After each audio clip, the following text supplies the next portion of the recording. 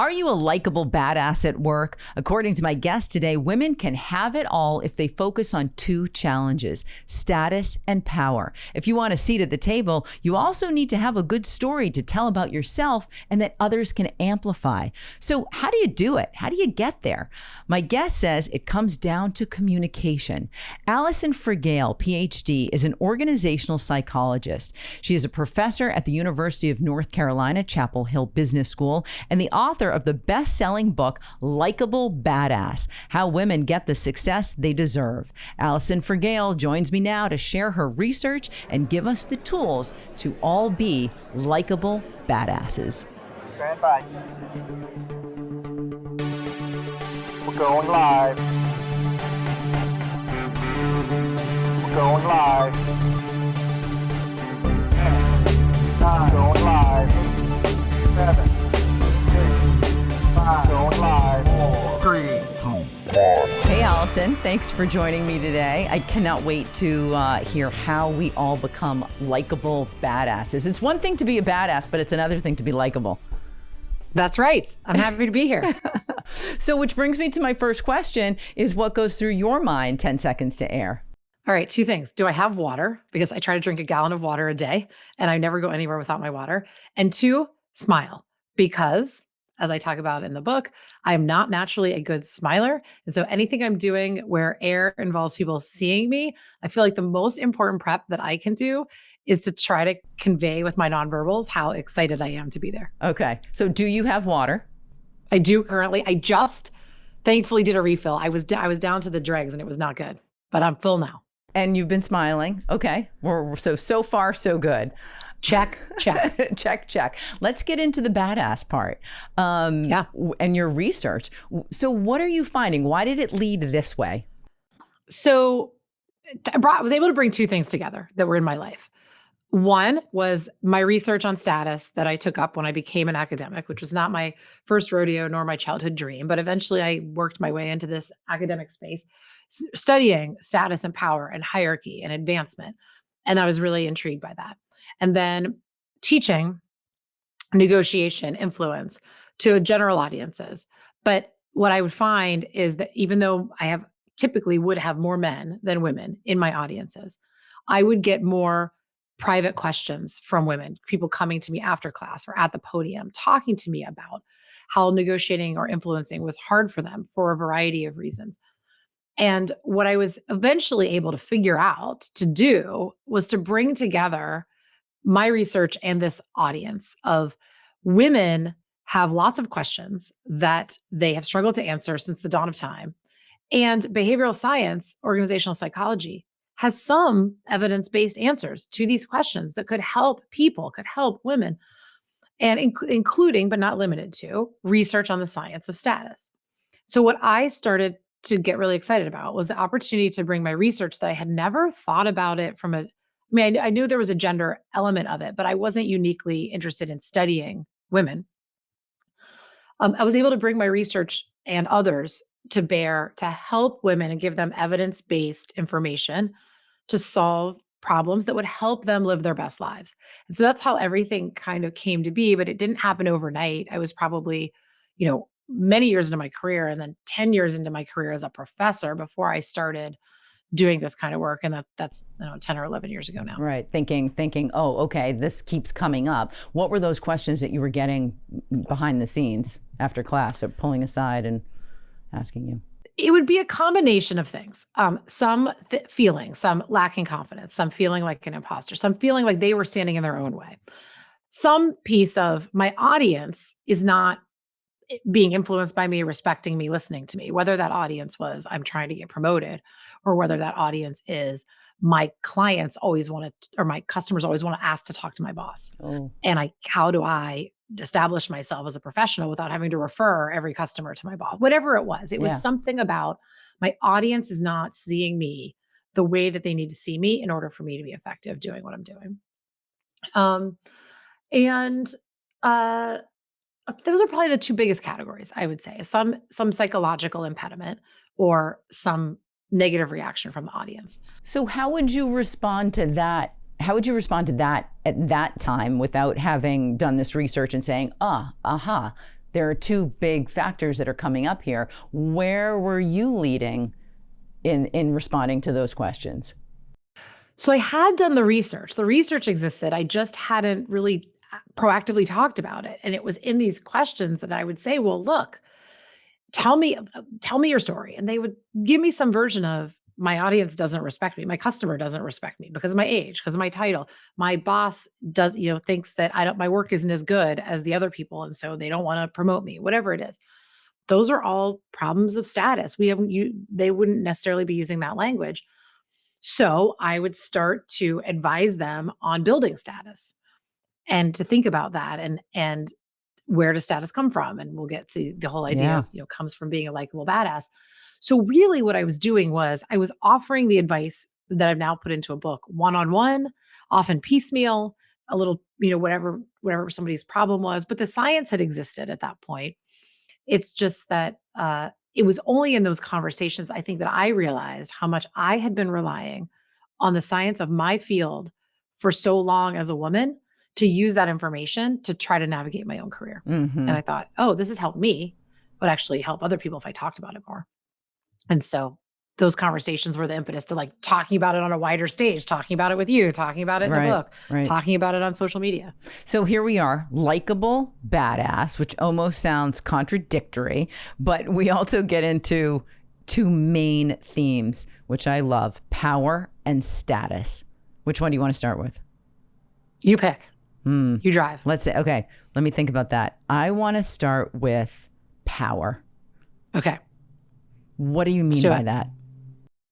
So power is controlling resources that people value. So when you think about a person, you say this person has power. What do they have? They're in charge of something. They get to make the decision. They control the dollars. They get to give you a good performance review or a bad one. They hold a physical resource, right? They own something. They own a piece of equipment. They own a car, whatever it is. They have a resource and I want that resource. And so therefore that person has power. They can control the resource for themselves. But they also get to control the resource for me. Power is a source of influence. If someone has something that we want, we are much more likely to do what they say. Mm-hmm. Why? Because if they think positively, we're going to get the resource. Mm-hmm. So that's why we are much more willing to follow our boss's orders, even if we think like, I don't know why we're doing this, but it's important that the boss who controls a lot of the resources that I need thinks positively about me. So that's what power is. It's controlling resources. It's very important. It's a fundamental human need. All human beings want to have control, at least over their own lives and often over other people's outcomes. And life is better with that sense of control. And life suffers. Mental health, physical health suffers when you feel like you don't have any control. You're dependent on everybody for everything. It's not a good feeling. But there is power in, there's a hierarchy when you work for a company. You're not going to always have all the power. So do you ever get to the place that you need to be to have enough power for this to work? Sure. Well, people can desire different amounts. Okay.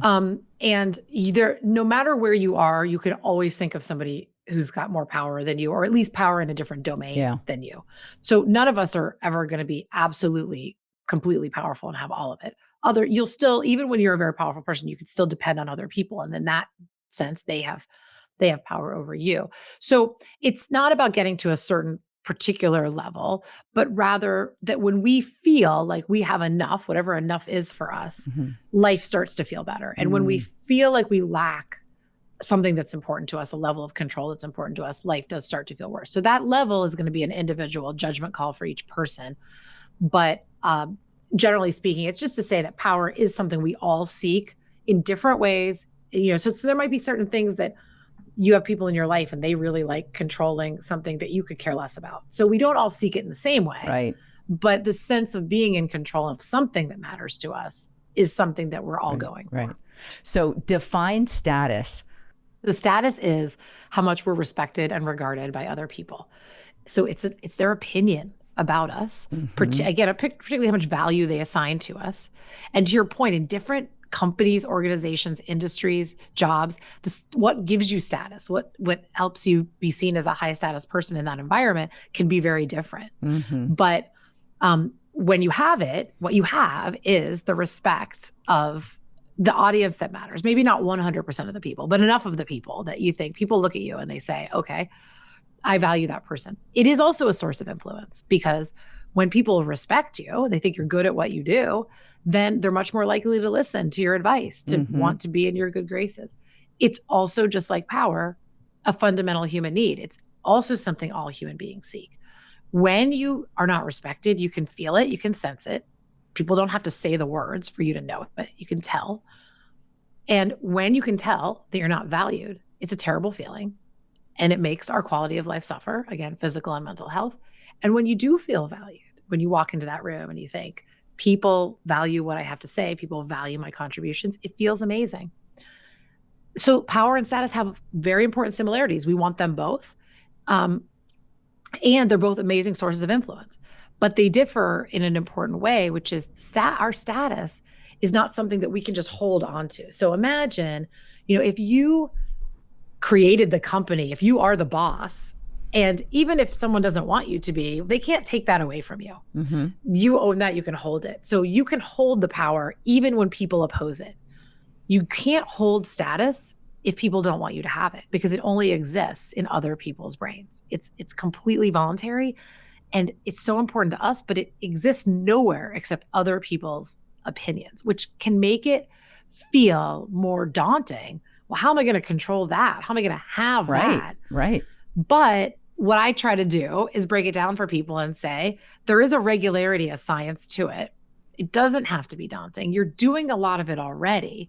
But once we describe the science and the process, you could do it even better, even more, with even more joy, with even more efficiency, and be able then to get people to see the value that you bring, right? This is not fooling people. You have value.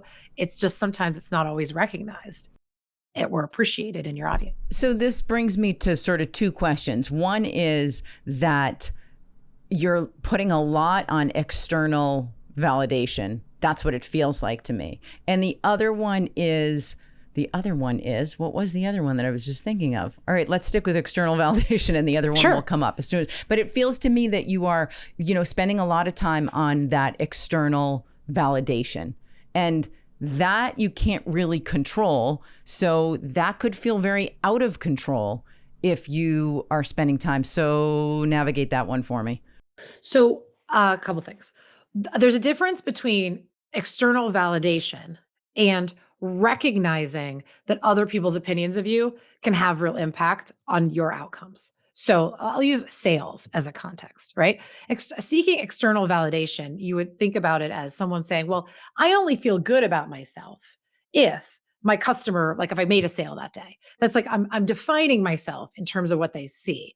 And I'm not advocating for that, to have your sense of self defined by other people. However, if I'm selling to you, pick a product, right? I'm selling like this water bottle, right? If I'm selling something to you, well, understanding how you think about me. Do you think that I know what I'm talking about? Do you think that I'm offering a good product? Do you like me? Do you think that I'm actually trying to help you out? Or do you think I'm trying to swindle you?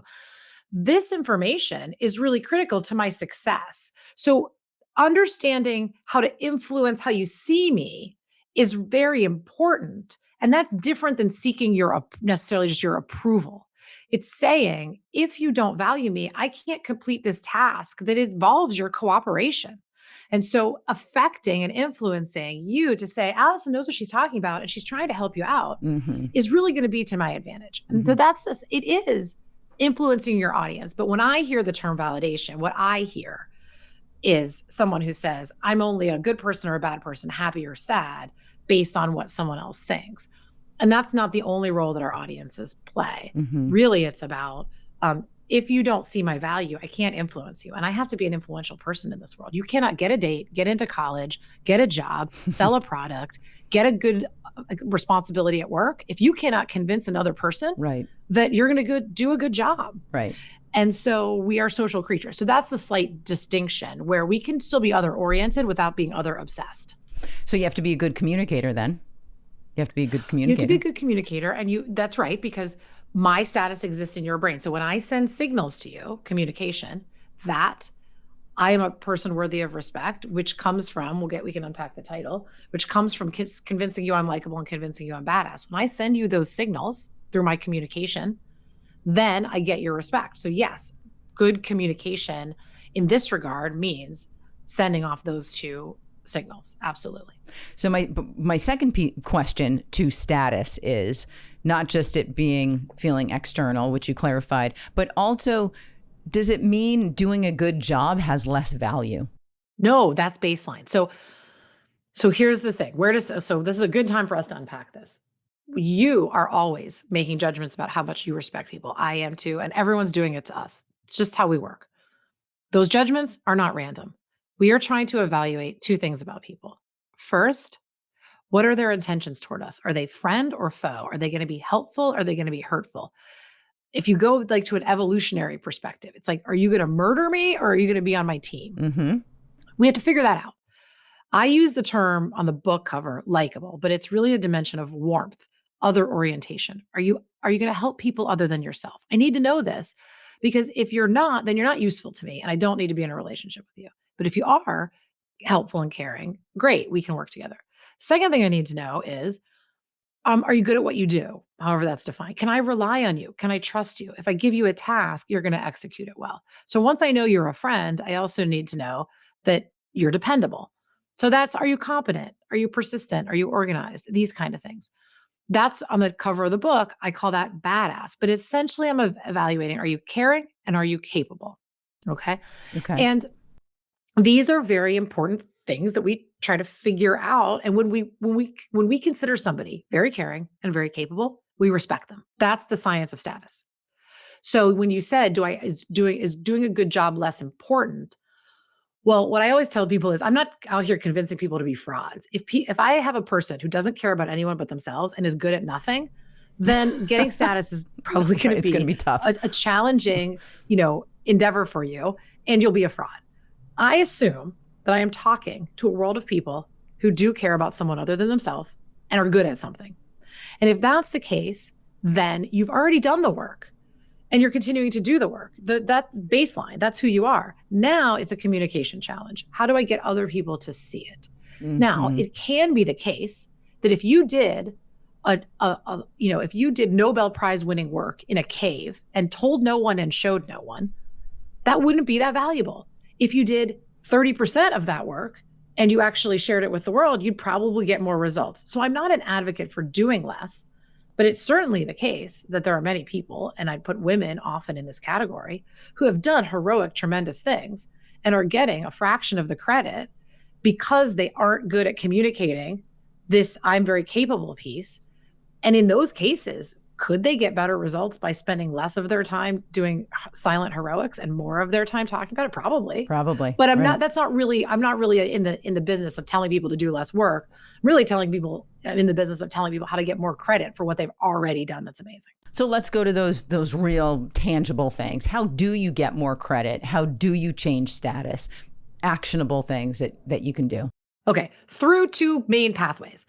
It's a communication issue. It's convincing your audience you are these two things because you are. Well, how does your audience learn about you?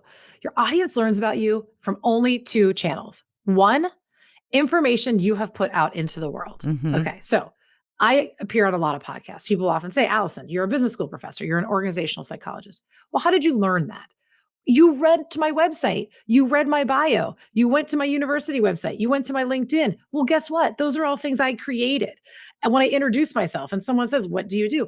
How do people learn about us? They learn about us through the information we put out into the world. Mm-hmm. Not just my title, though, all kinds of things about me.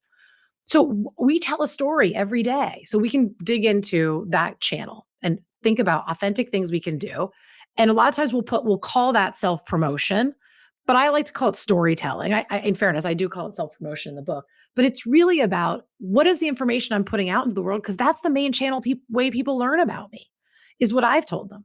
Then the second channel is things other people have said about us, often when we're not around. And so other people do help amplify our status and build us. Once they respect us, they then become really effective at spreading our status. Or I mean, we don't want this. If they don't respect us, they can be equally good picking up the microphone and telling everybody not to respect us either. We don't want that one. But those are the two channels. And so one is the self-promotion and the other is the other. We can dig into either of them as much as you want. Let's dig into that self-promotion, because there's a piece of that I think women struggle with, because we're not just by nature, we don't go out and say, look how great I am. Even as athletes, I can remember I was a collegiate athlete, and my coach was way before her time, but she used to point out to us that the male athletes would have no problem telling you how great they played. I did this, I did that, I scored 3 goals, whatever it may be. The female athletes, at the end of the day, would not talk about how great they were. And they were really great.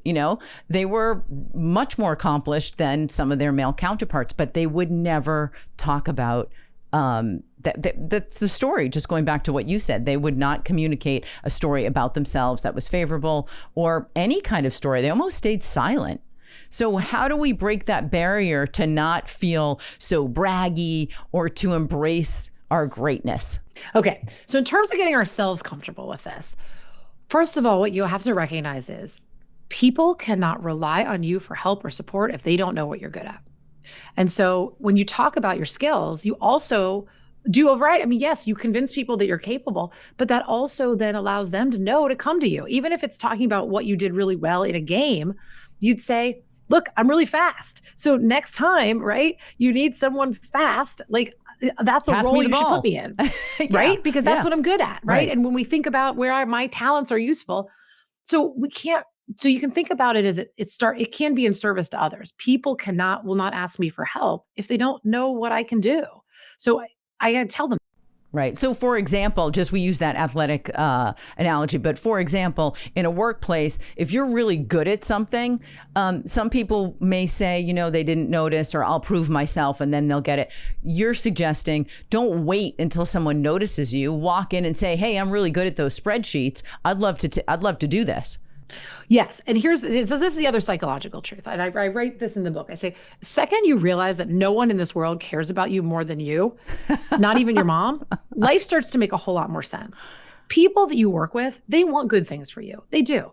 But do they get up and think about you as their primary, like making your life better? Right. No, they're overworked. They're busy. They're trying to survive their day. And with any free time they have left to strategize, they want to make their own life better. Right. They will do things for you, but you have to be in their face a little bit, telling them I don't walk around thinking, let me observe what everyone's doing here and evaluate what all their skills are. Half the time I'm thinking like, is there any food in my refrigerator for dinner tonight? Like while someone's talking. So when you start to realize that people are not paying attention to you, because guess what? You're not paying attention to them either. They're going to miss a lot. That's a great point. So yeah, you have to do the work, but then to go a little bit of a step. So here's this very practical example in a workplace context. You have a job to do. It's your job. But a lot of the work you do is not visible to everybody. You might have taken 10 calls today to get one spreadsheet or one slide, data for one slide that's going to go in a presentation. Well, no one knows how hard that was and how much you worked at it, et cetera. If you don't tell them, no one saw it. Now, you don't want to go and like complain and be like, oh my God, today was so hard. But there's proactive ways you could do this. Whatever's culturally appropriate. Send a weekly update to your team or your boss. Here are the really big milestones or wins we had this week. That's self-promotion, but it's in the context of people need to know this information. What have we achieved? Hey, guess what? It took us 10 calls, but we finally got the data that we really needed to be able to crush this presentation that we're doing next week. Like the team worked really hard behind the scenes for that. And when you're sharing, like this was what I'm leading, also shine a spotlight on other people in the organization who helped, because invariably you didn't do it alone. This in research is called dual promotion. In the book, I call it brag and thank. When we talk about our own accomplishments and in the same moment, share the spotlight with other people who deserve it, research shows that you're seen as more capable, but you're also seen as more warm. It's badass and it's likable because you're giving thanks and appreciation as well. And that often feels for people, including women, a much more natural and authentic thing to do. Yeah, I don't mind talking about me as long as I'm also saying you were great as well. So, but that can be in the context of let me send an update message, and that will feel very appropriate. The other, technique I talk about in the book that's highly specific, but when you start to think about it, you're like, oh, I could put a lot of information in there. Is turning on your out of office message. I never turned on my out of office in my life until I met a person who has their out of office on all the time. Now, like me, wait. Slow down for 1 second. So you mean when you send an email or when? Yeah, and then you get the auto message, and it says out of the office. Reach so and so. Reach out to so and so if you need. Okay. Right. The most boring one is I will be out of the office until X date. My response will be delayed. If you need something, please reach. Insert email here. Okay. Okay. Right. That like tool. This. Right. Okay. Some of us use it. Some of us don't. But again, when you start to think about communication channels, promoting yourself does not have to mean walking up to somebody at a cocktail party, interrupting their conversation, and telling them all your good deeds. This turning on your out of office. I meet a woman. We talk about it in the book. I start to interact with her. She always has her out of office on. But the out of office conveys what she's up to and what she's doing in a very humorous and loving way. What does it say? I love it. Well, the one that I first, hers is long. It basically will say something like, I'm on stage today working with this amazing client. I'm doing what I always do, making people laugh, giving people good content, etc. Because I'm super focused on them, which I will eventually be focused on you soon, my response will be delayed. And if you want to text me a cute picture of your dog or it's an emergency, here's my cell phone number. I like it. And as soon as I saw that, I thought, what a brilliant status building tool that I never in a million years would have thought about. Totally. Most of us just think of it as like, I'm out of the office, you wait for me. But here it is a channel to communicate. It's a channel for information. And when people get them and they're entertaining and they have information, people often read them. What are you off in the world doing? And in that, you build credibility by saying, here's the great thing I'm doing. You can build warmth and do it in service to others. Like, I love serving my clients. I'm fully focused on them. Giving them my attention is so important. That's a way that we say we care about other people. And they don't all have to be the same. I've seen lots of different ones and people, but that's a great example because one, for most people, it doesn't feel braggy. It feels simply like I'm explaining to you why my response will be delayed. Two, you don't have to look anyone in the eye or even speak. You just write it, set it, and forget it, right? And then once it's out, it goes. And it goes to lots of people, like anyone who emails you over that period of time. So once you start to open your mind to all the tools you have, you start to realize that communication of stories comes in lots of forms. So one thing I would encourage people, if there's people listening who are really, really fearful storytellers and self-promoters, don't say anything. Just listen to other people tell their stories and listen to how did you learn about them? Maybe it's something they drop very briefly in the 5 minutes that they're chit-chatting with people before a meeting. Maybe it's something you read on their social media. Maybe it's the way they answered a question when they were asked, how for an update. And you'll start to see, I learned something about them. That story just came out. And you might see that they do something that feels too braggy. And you say, okay, now that didn't work. I don't like that. But you'll notice that a lot of the storytelling that people are giving is coming out in bits and drabs. It's not coming out in a monologue. It's coming out in little pieces. But over time, that story creates the fabric of all the things I know about this person. And why did I come to respect this person? I came because I learned these things. I observed these things. And then that starts to give you some ideas as to where your storytelling might be. Like I could have been a professor for 100 years. I would have never come up with the advice to turn on your out of office till I saw someone else do it. And I thought, well, that's a good tool I haven't been using. Yeah. There's all kinds of tools. I'm sure there's ones that we don't know about today that someone's going to write to us and say, oh yeah, I do this. And I'm like, oh, that's great. Right. So the likable part, likable to me and the warmth part sounds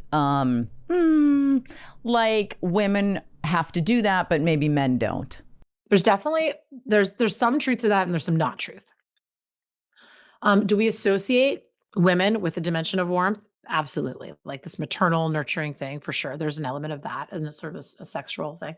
And we punish women for the absence of warmth more so than men? We do that as well. But then that often gets translated into like, we don't care about whether men are warm or men don't have to be warm. And I'd say, well, let's stop and pause on that for a second. If I gave you a choice of interacting with two men, working with two men, whatever, and they're both very capable, but one of them you would describe as helpful, sincere, honest, agreeable, and the other one you would say is difficult, quarrelsome, selfish, and mean. Are you indifferent? Right. No one is No. indifferent. Yeah. We are highly drawn to people who are warm and other oriented. That is true of men. It is a superpower for all human beings. You shouldn't squander it. Now, it's absolutely the case that women can become very skeptical, frustrated, and resentful because they have gotten feedback in their life that they didn't smile enough, they weren't likable enough, they weren't friendly enough. And they feel truthfully that has come from a place of bias, non-conscious bias. And they can be right about that. But I don't want that to turn us off to the true reality of human beings. All human beings are drawn to people they like, to people they enjoy, to people they think are going to be good to them. And so I always say, like, yeah, to my kids, yeah, I expect you to brush your teeth. And maybe you feel nagged about it. And maybe you feel like I've unfairly like criticized you. It doesn't make it a bad idea.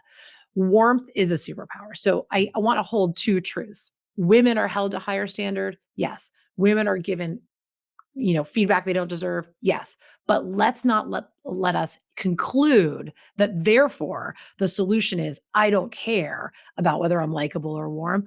We want to be that way. No one wants to be like, no one wants to suck the air out of the room. No one wants to be the person that everyone thinks is like selfish now. That's not how you want to live. You do want to be warm. And so thinking though about how to get maximum credit for it is important because again, just like the capability and the competence, if you sit there and no one knows it, you may not you get as much credit for it. So thinking about what I tell people is, how do you love to show people that you care about them? Is it complimenting people? Is it writing a thank you note? Is it giving advice? Is it letting someone come into your office with no appointment and putting down what you're doing and saying, you got a problem? Like, I'll listen to you for a few minutes. What do you like to do that shows the world, like, I really care about you? And then just lean into it and try to do more of it because you love it. And people will see it. And it doesn't have to be the same way that the person next to you does it. That's why I say my 10 seconds to air voice is smile, because I'm not a great smiler. I often have a very odd look on my face, but I know that I've given up coaching myself to do it as well as some people, but a friendly nonverbal expression is a way that we signal that we care, right? Yeah. So if that's you think, if you're a hugger and hug, someone who's not a hugger should not go hugging. But whatever it is that for you says, this is my authentic way to show the world I care, lead into it a little bit more, do it 10% more, and you'll find joy in it. And then other people will start to realize you are very warm. The beauty of warmth is that it's not one characteristic. It's a whole host of things, ways you can signal that you care about other people. And how do you respond to or make sense of that? Not everyone is going to respond to you the way you want them to, or agree to your story, amplify your story. You're not going to be a likable badass to everyone. That is true. So one is a quote that I put in the book from Christopher Marlowe, who's some very long dead, playwright. And again, allegedly said, because it's hard to track down quotes from people who lived in the 15th century. But nevertheless, we control 50% of a relationship. We influence 100% of it. So yes, when it comes to another person's belief, at the end of the day, you cannot control it, which means that you may come to a point where you decide, I have done enough. And if I, at this point, cannot convince this person that I am caring and I am capable, I'm ready to give up. That's a perfectly fine choice. You should do it with conscious intention. You won't capture everybody, right? There are some people that will see you as neither likable nor badass, or some people might see you as one or the other. Fine. But there might be relationships that are important to you where you say giving up doesn't feel like a good option to me, because if this person doesn't value me, my ability to live the life I want to live is hard. Let's say an example is your current boss. If your boss doesn't respect you, work starts to feel a lot worse. So you may not want to give up on it. This is where that other channel could be really useful, which is having someone else tell your story. Sometimes we are just not the most persuasive sources of information. I say this as a parent of 3 kids. I can give them I say I'm a professional educator. I don't think I've taught my kids a single thing. They don't listen to me. What do you mean by that? I mean, like, no matter what it is, like, if it's, I write for a living. Do you want me to help you with your like third grade little assignment? Nope. You don't know what you're doing, Mom. Okay. Well, I was a math major in college. Maybe I could help you with your addition. Nope. You don't know what you're doing, Mom. Like, I drive a car. Maybe I could teach you how to drive. You don't know what you're doing, Mom. So when I have an audience and I'd say, I do know what I'm doing, but I'm not going to convince you I know what I'm doing. And I'm tired of trying. Well, I can't give up on this relationship. No one else is going to take you and raise you. So what am I going to do? I'm going to get other people to reinforce my message. Okay. I'm going to hire the driving instructor. The driving instructor said, I'm like, who is this driving instructor? I've never met him. Like, why do we know he's a better driver than I am? We don't. But the driving instructor said it. And so therefore it must be true. So getting other people to say the thing that we're trying to say, what I'm trying to say is, I'm a person that has a lot of value. I know what I'm doing. I'm really caring and dedicated. You can trust me. But if another person says that, that might be really influential. So if I go back to the boss example, maybe I haven't been able to convince my boss that my work is worthy of respect, but I don't want to give up on this because it's important to me. Well, who else in the organization sees my value and does respect me, who also has my boss's ear? That's other promotion. Where could I influence that person to say that my boss really respects you? You really respect me. It's hard for me to be able to promote myself, I think, as much as I might need to in order to be able to be seen. A lot of my work's not visible, but you see my value. You see the what I can bring. The next time you're in conversation with my boss, would you be willing to emphasize some of these things? Because I think a word from you would go a long way in also reinforcing that message. And that's an example of, it's no different than hiring the driver's ed instructor to say, hey, you know what the right answer is. Can you help reinforce it? And so I do this all the time. I never do it with somebody if I have any doubt whether or not they highly value me. But there's a lot of people are fiercely on your side. They think you're amazing. And they would like nothing more than to help you. And if you give them some clarity as to what would help you, and the thing you're asking for is actually really easy. Go talk to another person you already know who values you and just tell them the truth about what I'm doing. It's not a hard ask. That can be really helpful. So if you have a situation that you can't give up on it, then really leaning into other people to tell your story for you could be a really much more effective and efficient way to start to make that relationship that you've just been like fighting and fighting and fighting, start to change that person's perspective. Is there a point that you suggest we start doing this as women? I mean, is it as soon as you get into the workforce? Is it, well, you're talking about it even between parent and child. So, is there a time you want to really lean into this, or is it sort of case by case, and where should we be thinking of implementing going after status and power in our career? Okay, I'll give you the uber extreme example. And then, so the answer, I think, is birth. Like the second you have cognition, you should be thinking about it. So I wanted you to say it, not me. All the things I think I've failed my kids at, what I think I'm very good at as a parent, is teaching them to think like a psychologist, to say, look, so much of what you're going to want in life is going to be dependent on whether other people decide to give it to you. No one loves you like I do. So no one's just going to sit there and give you stuff. You're going to need to convince them that you're worthy of the things that you want, whatever it is. Again, whether it's a prom date or a job or whatever, you need to convince other people. And that means you have to start figuring out what they want. So I, from a young age, will like negotiate with my kids and try to teach them about what's a good argument and what's a bad argument. Like mom's not going to buy that. There's nothing in it for her. So they've gotten better at that. The same thing with, I think as parents, one of the things we often say to kids, and we say it to adults too, but like not to worry about what other people think of you. This back to this point of not seeking the external validation, right? And there's a lot of that as you're growing up and of course into adulthood, but it certainly as kids, you feel that a lot. And so one of the things that happens is when our kids are in pain because they've gotten a bad outcome from somebody else, a friend's not nice or something, you say, don't worry what other people think. And we teach them in those moments where you're not getting a good result to say, heck with my audience, right? I don't care. I'm just going to turn inward. But the challenge is we can't ignore an entire world of people, right? What people think does matter. And so rather than teach them to turn completely inward and away from their audience, but not to have them crying in their room seeking external validation, to say, look, it's painful when people don't see our value. It hurts a lot. right? It'll happen. It's going to happen. It's going to happen now. It's going to happen again. But you have a lot of value. And I guarantee you, if it's important to you that this person sees it, if you stick at it long enough, they will see it. You might decide it's not important enough to you and you would like to put your efforts elsewhere. But that subtle change in messaging of you can influence this if you want to, but you have to decide how important the relationship is. But you have value. And it's really just a perception issue right now. I think it's a subtle shift. So I start this stuff early of like because the more you start to realize I can influence what people think. I choose not to in this case. I choose to in this case. That's really important life skill. Okay, so that's my answer of like start at birth and do it your whole life. Yeah. I think I'm already an adult. Like that ship has sailed. Now what do I do?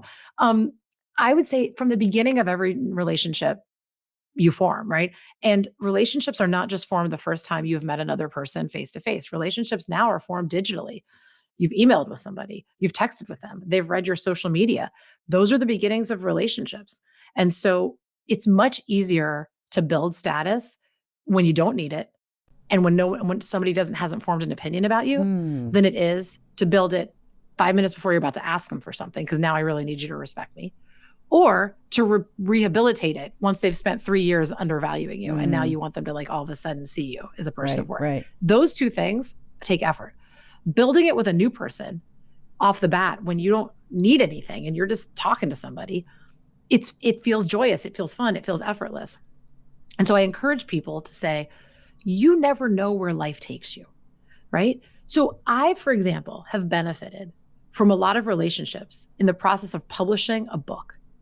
But 10 years ago, I didn't know I was going to write a book.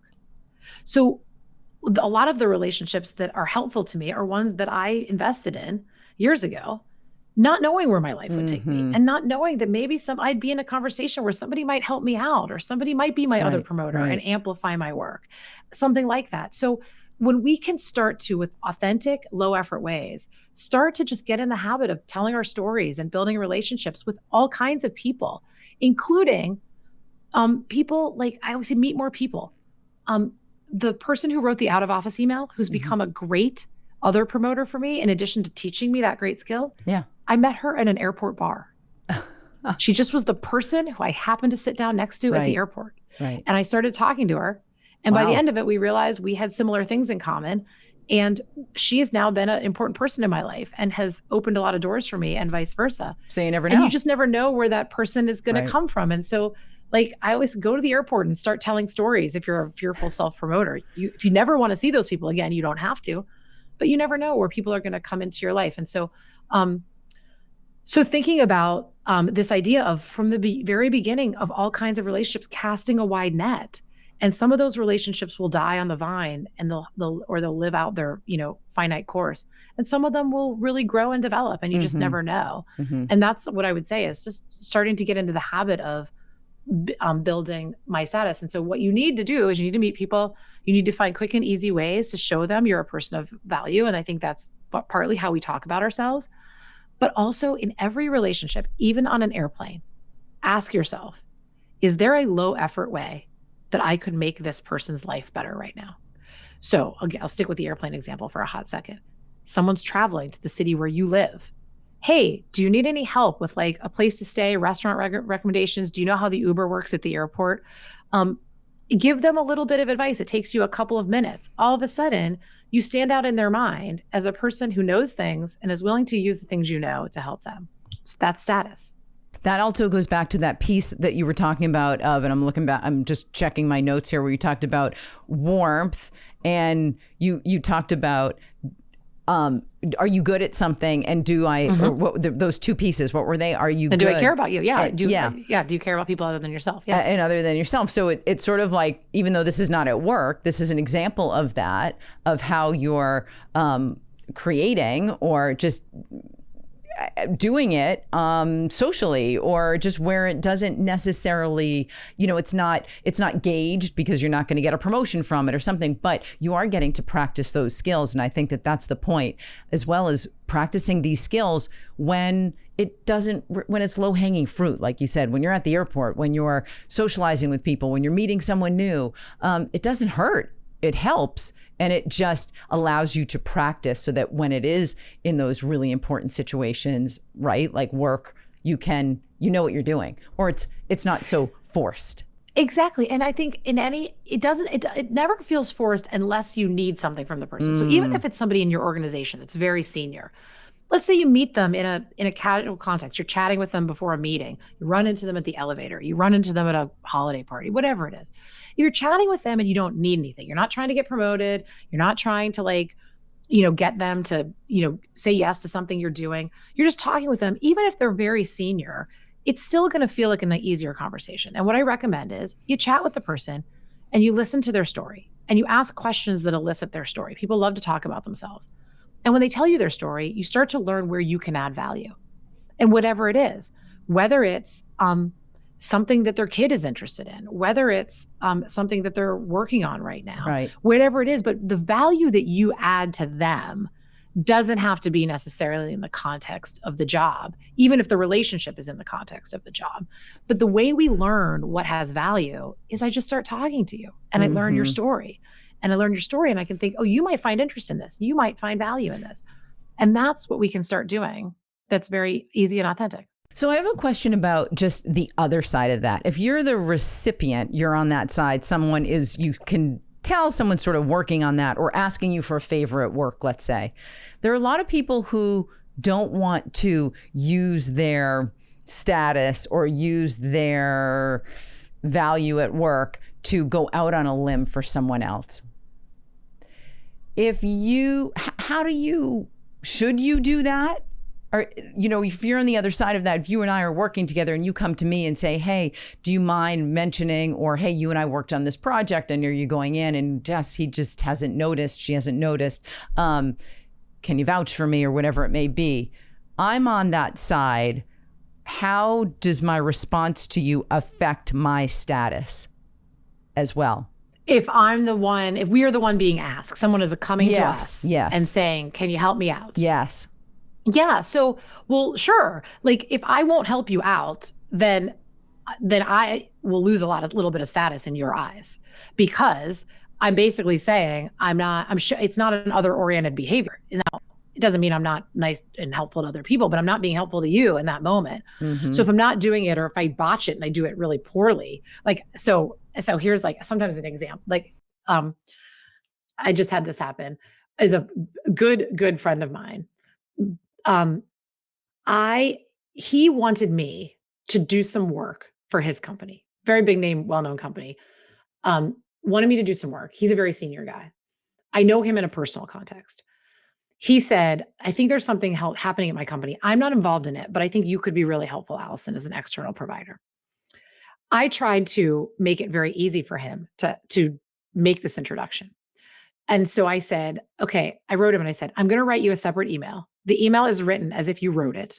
Take a look at it and make sure it feels like right to you. And then you could just forward it on rather than you have to sit there and craft your own email. Right. Yes. Mm-hmm. So I sent him that message. And then right after it, I sent him the message. Okay. And it talks about me in the third person because I'm writing it as if I'm him. Yeah.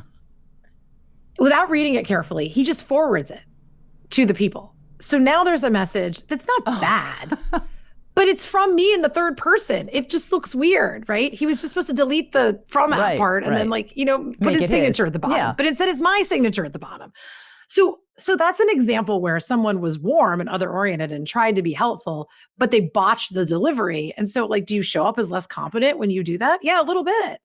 So the answer is how you respond. Status is not something that only the junior person has to build with the senior person. Everybody gets to decide how much they respect everybody else. There's a lot of senior people that you don't respect because for whatever reason. So does he lose status with you because of that? Well, in that moment, a little bit. Now, here's the deal. This is where I say, build your status before you need it. If that was the first interaction with that person, I probably would be less inclined to kind of want to interact with them again, because I would think you're not mean, but you're not careful. And so I don't see you as very badass. Now, because I've known that person maybe close to 30 years, that just happened recently, so it's top of mind. If you ask me a year from now, I'm sure I'll have forgotten it because a lot of other things will fill in its place. So Yeah. it's by no means a deal breaker, but it could be if that was action number one in a relationship. Right. Well, I love it. I love the book. It's just such great information. I mean, it's so much that I think people do, but do and not do, but unintentionally. They don't really know that they're doing it. I mean, when I was reading through it, I was like, oh, I remember I used to go to the salesperson to talk to the GM to sort of like make sure that, I was in good standing or things like that. I don't think we realize it, but it's okay. I think what you're also telling me is, hey, it's okay. It's okay to go and control that narrative. And also, I also love how you framed that people have a lot on their plate. They're not coming in thinking about you. And that's not necessarily good or bad. It's just the way it is. And so you really do have to advocate for yourself. 100%. I mean, yes, people care. They just need to be tipped a little bit to know this is what would be really helpful to me. And then they're generally willing to do it in the same way that we are this way, right? We care about a lot of people, but we did not get up today and help each of them. Right. Why? Because we had another list of things to do. Right. But if one of them popped into our life and said, I could really use your help and what I need from you takes 5 minutes, we'd probably be glad they asked. Yeah. And happy to do it. Right. And so that's what we have to remember is that we're not that special. Everyone's just like us. Everyone's just like us. Okay. And let's all be likable badasses. I'm down for that. Alison, 100%. thank you so much. This was such a pleasure and so empowering. And I hope the people listening to it get a little bit of something and go out there and become more of a likable badass. It's good for all of us. I do too. Amazing. Thank you. Thank you.